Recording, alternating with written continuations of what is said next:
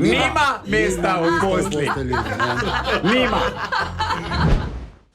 Zdaj se bomo mi štirje prav lepo obnašali. Namreč z nami je v studiu specialni pedagog, gospod Marko Juhan. Dobro jutro.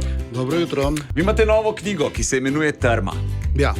A je trma neke vrste naravno obnašanje, se pravi način, kako nam otroci povejo, da nečesa ne marajo, ker ne znajo pač drugače povedati. Ja. To je. Trma je pa tudi naša sodba. Če je otrok v nečem ustrajen, kar mi je všeč, ima to pomeni.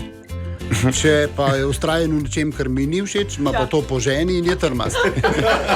Kje pa je dobro, recimo do prvega razreda, da otrok spi v svoji sobi ali da spi s starši skupaj v postelji? Zdaj, če hočete imeti dobro kontracepcijo, to je, da otrok spi v postelji. Drugače pa nima mesta v postelji. Nima mesta v postelji. Nima. Tok, da veš, v tej knjigi je noter tudi eno posvetilo deželaku. Ja. Zakaj ste njega upleteli v knjigo Trma? Ker on dejansko trmasto vlaga svoj trud, ne? Ostali se greste malo skrivati, on pa dela.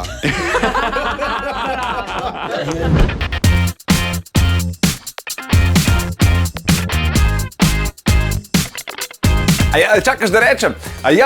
Veš, kaj sem ti hotel povedati? Če nas rad poslušaš zjutraj, Deni Saudi Show, polajkaj še Facebook, pa polajkaj še Instagram.